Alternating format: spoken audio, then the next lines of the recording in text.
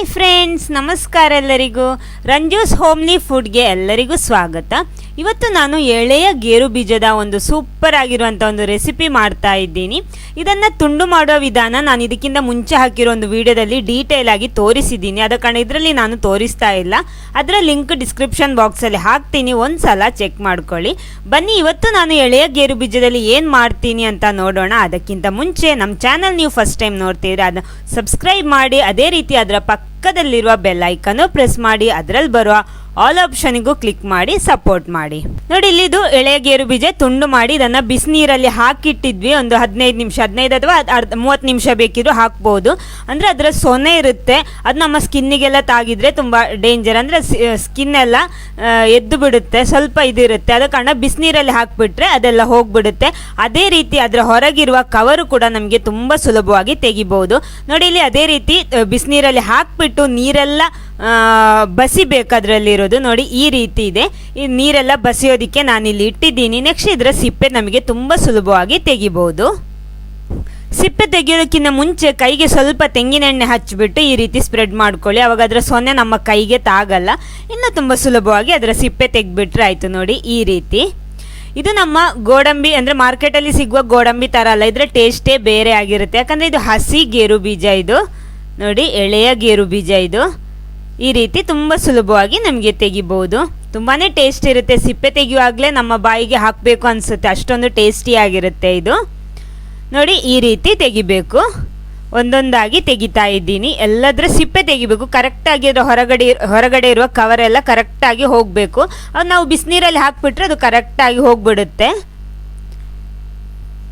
ನೋಡಿ, ಇವಾಗೆಲ್ಲ ಸಿಪ್ಪೆ ತೆಗೆದು ನಾನು ರೆಡಿ ಮಾಡಿ ಇಟ್ಟಿದ್ದೀನಿ. ನೋಡಿ, ಈ ರೀತಿ ಇದೆ. ಇನ್ನು ಇದನ್ನು ಪುನಃ ಒಂದು ಸಲ ತೊಳಿಬೇಕು. ಒಂದೆರಡು ಸಲ ಚೆನ್ನಾಗಿ ತೊಳ್ಕೊಳ್ಳಿ. ಆಮೇಲೆ ಇದನ್ನು ನಾನು ಕುಕ್ಕರಲ್ಲಿ ಹಾಕ್ಕೊಂಡಿದ್ದೀನಿ, ಚೆನ್ನಾಗಿ ತೊಳೆದು ಹಾಕ್ಕೊಂಡಿರೋದು. ಆಮೇಲೆ ಇದಕ್ಕೆ ನಾನಿಲ್ಲಿ ಎಳೆಯ ಗೇರು ಬೀಜ ಮಾತ್ರ ಅಲ್ಲ, ಇದರ ಜೊತೆ ನಾನು ಒಂದು ಗಸಿ ಮಾಡ್ತಾ ಇರೋದು. ಇದರ ಜೊತೆ ನಾನಿಲ್ಲಿ ನೋಡಿ ಅಲಸಂಡೆ ಬೀಜ, ಅಂದರೆ ಕಾರಮಣಿ ಬೀಜ ಹಾಕ್ತಾ ಇದ್ದೀನಿ. ನೋಡಿ, ಇದು ನೀರಲ್ಲಿ ನೆನೆಸಿಟ್ಟದ್ದು, ಅಂದರೆ ರಾತ್ರಿ ಇಡೀ ನೀರಲ್ಲಿ ನೆನೆಸಿಟ್ಟಂತಹದ್ದು. ನೋಡಿ, ಈ ರೀತಿ ಇದೆ. ಇದನ್ನು ಅದರ ಜೊತೆ ಹಾಕ್ಬಿಟ್ಟು ನಾನು ಬೇಯಿಸ್ತಾ ಇದ್ದೀನಿ. ಹೀಗೆ ನೋಡಿ, ಸ್ವಲ್ಪ ರುಚಿಗೆ ತಕ್ಕಷ್ಟು ಉಪ್ಪು ಹಾಕ್ಕೊಳ್ಳಿ. ಆಮೇಲೆ ಸ್ವಲ್ಪ ಒಂದು 1/4 ಸ್ಪೂನ್ನಷ್ಟು ಅರಶಿನ ಹುಡಿನೂ ಹಾಕ್ಕೊಳ್ಳಿ. ಇಲ್ಲಿ ನಾನು ಹುಣಸೆ ಹಣ್ಣಿನ ನೀರು ಇದಕ್ಕೆ ಬಳಸ್ತಾ ಇದ್ದೀನಿ. ಒಂದು ನೆಲ್ಲಿಕಾಯಿ ಗಾತ್ರಷ್ಟು ಹುಣಸೆ ಹಣ್ಣು ತಗೊಂಡಿದ್ದೆ, ಅದನ್ನು ನೀರಲ್ಲಿ ಹಾಕ್ಬಿಟ್ಟು ಅದರ ನೀರು ಹಾಕ್ತಾ ಇದ್ದೀನಿ. ಅದು ನೀವು ಟೇಸ್ಟ್ ನೋಡಿಕೊಂಡು ಹಾಕೋಬೋದು. ನಾನೊಂದು ಸ್ಪೂನಲ್ಲಿ ಒಂದು 3 ಸ್ಪೂನ್ನಷ್ಟು ಹಾಕ್ಕೊಂಡಿದ್ದೀನಿ. ಇನ್ನು ಇದಕ್ಕೆ ಬೇಯೋದಕ್ಕೆ ಎಷ್ಟು ಬೇಕೋ ಅಷ್ಟು ಮಾತ್ರ ನೀರು ಹಾಕ್ಕೊಳ್ಳಿ. ಯಾಕಂದರೆ ನಾವಿಲ್ಲಿ ಗಸಿ ಮಾಡ್ತಾ ಇರೋದು, ಅಂದರೆ ಗ್ರೇವಿ ಥರ ಮಾಡ್ತಾ ಇರೋದು. ಸಾಕು. ಇನ್ನು ಕುಕ್ಕರ್ ಮುಚ್ಚಳ ಮುಚ್ಚಿ ಇದನ್ನು ಬೇಯಿಸಬೇಕು. 2 ವಿಸಿಲ್ ತನಕ ನಾನು ಇದನ್ನು ಬೇಯಿಸ್ತಾ ಇದ್ದೀನಿ. ಜಾಸ್ತಿ ಆದರೆ ಅದು ಫುಲ್ಲಾಗಿ ಹುಡಿ ಆಗಿಬಿಡುತ್ತೆ. ನೋಡಿ, ಈ ರೀತಿ ಮಾಡಿಬಿಟ್ಟು 2 ವಿಸಿಲ್ ಇದನ್ನು ಬೇಯಿಸ್ಕೊಳ್ಳಿ. ನೋಡಿ, ಇವಾಗ ಇದರ ಆವಿ ಎಲ್ಲ ಹೋಗಿದೆ. ನಾನು ಇದನ್ನು ಓಪನ್ ಮಾಡ್ತಾ ಇದ್ದೀನಿ. ನೋಡಿ, ಕರೆಕ್ಟಾಗಿದೆ. ಅಂದರೆ ಜಾಸ್ತಿ ನೀರೇನು ನಾವು ಬಳಸಿಲ್ಲ. ನೋಡಿ, ಇಷ್ಟೇ ನೀರು ಎಕ್ಸ್ಟ್ರಾ ಇದೆ. ಕರೆಕ್ಟಾಗಿ ಬೆಂದಿದೆ ಕೂಡ. ನೋಡಿ, ಮುಟ್ಟುವಾಗ ಸ್ಮ್ಯಾಶ್ ಥರ ಆದರೆ ಸಾಕು. ನೋಡಿ, ಈ ರೀತಿ ಇರಬೇಕು. ಪ್ಯಾನ್ ಬಿಸಿ ಮಾಡ್ತಾ ಇದ್ದೀನಿ. ಅದಕ್ಕೆ ಸ್ವಲ್ಪ ತೆಂಗಿನೆಣ್ಣೆ ಹಾಕ್ತಾ ಇದ್ದೀನಿ. 1 ಸ್ಪೂನ್ನಷ್ಟು ಹಾಕ್ಕೊಂಡು. ನೋಡಿ, ನಾನು ಅಳತೆಗೆ ಈ ಸ್ಪೂನು ಬಳಸ್ತಾ ಇರೋದು, ಎಲ್ಲ ಅಳತೆಗೆ. ಆಮೇಲೆ ಅದಕ್ಕೊಂದು 1/4 ಸ್ಪೂನ್ನಷ್ಟು ಮೆಂತೆ ಕಾಳು ಹಾಕ್ತೀನಿ. ಒಂದು ಅರ್ಧ ಸ್ಪೂನು ಕಾಳು ಮೆಣಸು, ಲವಂಗ ಒಂದು 4ರಿಂದ 5 ಹಾಕೋಬೋದು.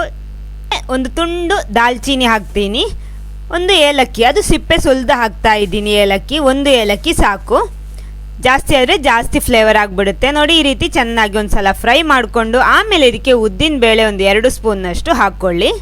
ಕೊತ್ತಂಬರಿ ಬೀಜನೂ ಅದೇ ರೀತಿ ನಾನು ಹಾಕ್ತಾ ಇದ್ದೀನಿ. ಕೊತ್ತಂಬರಿ ಬೀಜ ಸ್ವಲ್ಪ ಜಾಸ್ತಿ ಬೇಕು. ನಾನೊಂದು 3 ಸ್ಪೂನು ಹಾಕಿದ್ದೀನಿ. ಇನ್ನು ಇದನ್ನು ಚೆನ್ನಾಗಿ ರೋಸ್ಟ್ ಮಾಡ್ಕೊಳ್ಳಿ. ಸ್ವಲ್ಪ ಕರಿಬೇವು ಹಾಕ್ತಾ ಇದ್ದೀನಿ. ಇವಾಗ ಸ್ವಲ್ಪ ಕರಿಬೇವು ಹಾಕ್ಬಿಟ್ಟು ಆಮೇಲೆ ಬೆಳ್ಳುಳ್ಳಿ ಒಂದು 4ರಿಂದ 5 ಎಸಳು ಹಾಕ್ಕೊಳ್ಳಿ. ಎಲ್ಲ ಹಾಕ್ಬಿಟ್ಟು ಒಂದು ಸಲ ಚೆನ್ನಾಗಿ ಇದನ್ನು ಫ್ರೈ ಮಾಡ್ಕೊಳ್ಳಿ. ಇಲ್ಲಿ ನಾವು ಇದಕ್ಕೆ ತೆಂಗಿನ ತುರಿ ಬಳಸ್ತೀವಿ, ಆದರೆ ಅದನ್ನು ಫ್ರೈ ಮಾಡಲ್ಲ. ಆಮೇಲೆ ಒಂದು ಅರ್ಧ ಸ್ಪೂನ್ ಜೀರಿಗೆಯನ್ನು ಸೇರಿಸ್ತಾ ಇದ್ದೀನಿ. ಸಾಕು. ಇದನ್ನೊಂದು ಪ್ಲೇಟಲ್ಲಿ ಹಾಕಿಡ್ತಾ ಇದ್ದೀನಿ. ಇದೆಲ್ಲ ರುಬ್ಬೋದಿಕ್ಕಿರುವಂಥದ್ದು. ಆಮೇಲೆ ಅದೇ ಪ್ಯಾನಿಗೆ ನಾನು ಮೆಣಸು ಹಾಕ್ಕೊಂಡಿದ್ದೀನಿ. ನಾನಿಲ್ಲಿ ಒಂದು ಬ್ಯಾಡಿಗೆ ಮೆಣಸು ಮತ್ತು ಗುಂಟೂರು ಮೆಣಸು 2 ಕೂಡ ಹಾಕ್ತಾ ಇದ್ದೀನಿ. ನೀವು ನೋಡಿಕೊಂಡು ಖಾರ ನೋಡಿಕೊಂಡು ಅಡ್ಜಸ್ಟ್ ಮಾಡ್ಕೊಳ್ಳಿ. ಸ್ವಲ್ಪ ತೆಂಗಿನೆಣ್ಣೆ ಹಾಕ್ಬಿಟ್ಟು ಇದನ್ನು ಚೆನ್ನಾಗಿ ರೋಸ್ಟ್ ಮಾಡ್ಕೊಳ್ಳಿ. ಒಂದು 6-7 ಬ್ಯಾಡಿಗೆ ಮೆಣಸು, 2 ಗುಂಟೂರು ಮೆಣಸು ಹಾಕ್ಕೋಬೋದು. ಅದು ಖಾರ ನೋಡಿಕೊಂಡು ಅಡ್ಜಸ್ಟ್ ಮಾಡ್ಬೋದು. ನೋಡಿ, ಇದು ಚೆನ್ನಾಗಿ ರೋಸ್ಟ್ ಆಗಿದೆ. ಈ ರೀತಿ ಆಗಬೇಕು.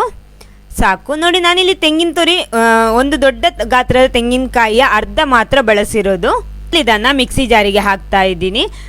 ಅಂದರೆ ನಾನಿದು ತೆಂಗಿನ ತುರಿ ರೋಸ್ಟ್ ಮಾಡ್ತಾ ಇಲ್ಲ, ಹಾಗೆ ಹಾಕ್ತಾ ಇರೋದು ಹಸಿ. ಆಮೇಲೆ ನಾವಿಲ್ಲಿ ರೋಸ್ಟ್ ಮಾಡಿಟ್ಟಂತಹ ಮಸಾಲೆ ಎಲ್ಲ ಇದಕ್ಕೆ ಸೇರಿಸಬೇಕು. ನೋಡಿ ಇಷ್ಟಿದೆ, ಇದನ್ನೆಲ್ಲ ಹಾಕ್ತಾ ಇದ್ದೀನಿ. ರುಬ್ಬೋದಕ್ಕೆ ಎಷ್ಟು ಬೇಕೋ ಅಷ್ಟು ಮಾತ್ರ ನೀರು ಸೇರಿಸ್ಕೊಳ್ಳಿ, ಜಾಸ್ತಿ ಬೇಡ. ಹಾಕ್ಬಿಟ್ಟು ಇದನ್ನು ನುಣ್ಣಗೆ ರುಬ್ಬಬೇಕು, ಸ್ವಲ್ಪನೂ ತರಿ ತರಿ ಇರಬಾರ್ದು. ನೋಡಿ ಇಲ್ಲಿ ನಮ್ಮ ಮಸಾಲ ಕೂಡ ಇಲ್ಲಿ ರೆಡಿ ಆಗಿದೆ. ನೆಕ್ಸ್ಟ್ ಒಂದು ಕಡಾಯಿ ಬಿಸಿ ಮಾಡ್ಕೊಳ್ಳಿ, ಅದಕ್ಕೆ ಎಣ್ಣೆ ಕೂಡ ಹಾಕ್ಕೊಂಡಿದ್ದೀನಿ. ತೆಂಗಿನೆಣ್ಣೆ ನಾನಿಲ್ಲಿ ಬಳಸಿರೋದು. ಸ್ವಲ್ಪ ಸಾಸಿವೆ ಕೂಡ ಹಾಕ್ಕೊಳ್ಳಿ ಒಗ್ಗರಣೆಗೆ. ಆಮೇಲೆ ಬೆಳ್ಳುಳ್ಳಿ, 4 ರಿಂದ 5 ಬೆಳ್ಳುಳ್ಳಿ ಹಾಕ್ಬಿಟ್ಟು ಚೆನ್ನಾಗಿ ರೋಸ್ಟ್ ಮಾಡ್ಕೊಳ್ಳಿ. ಆಮೇಲೆ ಸ್ವಲ್ಪ ಶುಂಠಿ ಜಜ್ಜಿಬಿಟ್ಟು, ಒಂದು ಕಾಯಿ ಮೆಣಸು, ಸ್ವಲ್ಪ ಕರಿಬೇವು ಇಷ್ಟನ್ನು ಹಾಕ್ಕೊಳ್ಳಿ. ಒಂದು ಈರುಳ್ಳಿ ಸಣ್ಣಕ್ಕೆ ತುಂಡು ಮಾಡಿ ಇಟ್ಕೊಂಡಿದ್ದೀನಿ, ಅದನ್ನು ಇದಕ್ಕೆ ಹಾಕ್ತಾ ಇದ್ದೀನಿ. ಈರುಳ್ಳಿ ಎಲ್ಲ ಫ್ರೈ ಆಗಿ ರೆಡಿ ಆಗಿದೆ. ಇನ್ನು ಒಂದು ಟೊಮೆಟೊ ಕೂಡ ಸೇರಿಸ್ತಾ ಇದ್ದೀನಿ. ಎಲ್ಲ ಒಂದು ಸಲ ಚೆನ್ನಾಗಿ ಫ್ರೈ ಆಗಲಿ. ಈರುಳ್ಳಿ ಟೊಮೆಟೊ ಎಲ್ಲ ಚೆನ್ನಾಗಿ ಸ್ಮ್ಯಾಶ್ ಆಗಬೇಕು. ನೋಡಿ ಈ ರೀತಿ. ಇದಕ್ಕೆ ನಾವಿಲ್ಲಿ ರುಬ್ಬಿಟ್ಟಂತಹ ಮಸಾಲ ಸೇರಿಸ್ಕೊಂಡ್ರೆ ಆಯಿತು.